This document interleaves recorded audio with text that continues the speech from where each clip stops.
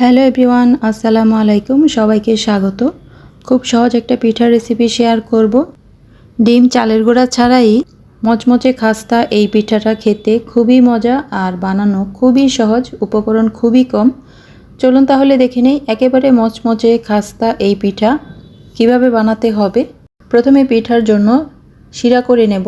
আধা কাপ চিনি নেব, চিনির অর্ধেক পানি দেব আর কালারটা সুন্দর হওয়ার জন্য ফুড কালার দিলাম 2 ফোঁটা, একটা এলাচ দিয়েছি। এবার চুলায় বসিয়ে দেব। চিনিটা গলে গিয়ে কয়েকটা বলক আসলে আমি একটা বাটিতে নিয়ে নেব, আর যেন ঠান্ডা না হয়ে যায় একটু ঢাকনা দিয়ে ঢেকে রাখবো। এবার এখানে 1 কাপ তরল দুধ আর আধা কাপ নারকেল আমি ব্লেন্ডারে ব্লেন্ড করে নেব। নারকেলটা ব্লেন্ড করে নিলে পিঠাটা খেতে বেশি ভালো লাগবে। তো একটা হাঁড়িতে নিয়ে নিলাম। এবার চুলায় বসিয়ে দিয়ে লবণ দিয়ে দেব, ঢাকনা দিয়ে ঢেকে দেব। বলক আসলে চুলার জালটা কমিয়ে 1 কাপ ময়দা দিয়ে আবারও ঢাকনা দিয়ে ঢেকে আমি 1 মিনিট সেদ্ধ করব। 1 মিনিট পর ময়দাটা ভালো করে মিশিয়ে চুলাটা বন্ধ করে দিয়ে গরম চুলার উপরে কিছুক্ষণ বসিয়ে রাখবো। তাহলে গরম ভাপে এটা আরও সুন্দরভাবে সেট হয়ে যাবে, তাহলে পিঠা বানানোর সময় আর হাতে লেগে যাবে না। এবার একটা পিঁড়িতে একটু ঘি লাগিয়ে নিয়ে এখানে আমি ডোটা নিয়ে নিচ্ছি। তারপর আবারও 1 টেবিল চামচ ঘি দিয়ে ভালো করে ডলে ডলে মসৃণ করে নেব। প্রয়োজনে আরও ঘি দিতে হবে, তো আমি আরও 1 টেবিল চামচ এখানে দিয়ে নেব। এটা মাখানোর সময় নিজেই বুঝতে পারবেন লাগছে কি না। এটা একেবারে তেলতেলা সফট একটা ডো হবে। যতক্ষণ পর্যন্ত না হবে ততক্ষণ পর্যন্ত ঘি দিয়ে ডলে নিতে হবে।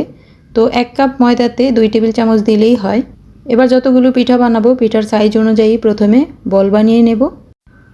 এবার পছন্দ অনুযায়ী চাঁচ দিয়ে বা কাঠি দিয়ে যার যার মতো করে ডিজাইন করে পিঠাগুলো বানিয়ে নিতে হবে। তো আমি একটা চামচের সাহায্যে পিঠাগুলো বানিয়ে নেব। এটা খুবই সহজ কিন্তু দেখতে চমৎকার একটা ডিজাইন। তো সবগুলো পিঠা একইভাবে প্রথমে বানিয়ে নেব আর চামচের গায়ে তেল লাগিয়ে নিতে হবে যেন আঠা লেগে না যায়।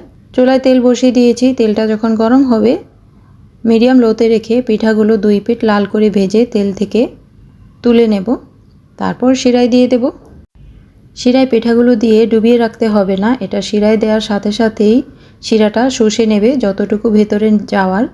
তারপর এখান থেকে তুলে একটা চাকনিতে নিয়ে নেব। বাড়তি শিরাটা ঝরে গেলে একটা প্লেটে নিয়ে নিচ্ছি। যেহেতু নারকেলি পাকন তাই পিঠা আমি একটা প্লেটে নিয়ে উপরে শুকনো নারকেল ছিটিয়ে দেব। দেখতে আরও ভালো লাগবে, খেতেও বেশ ভালো লাগবে। হয়ে গেল খুবই সহজ একটা পিঠা, কিন্তু বেশ মজা। বানিয়ে খেয়ে দেখবেন, অবশ্যই ভালো লাগবে। মচমচে একেবারে খাস্তা নারকেলি পাকন পিঠা।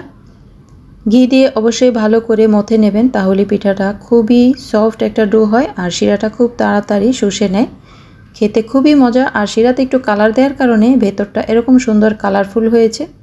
এটা একেবারে বালুশাহী মিষ্টির মতো অনেকটা স্বাদ। কথা হবে পরবর্তী রেসিপির সাথে। ভালো থাকবেন। আল্লাহ হাফেজ।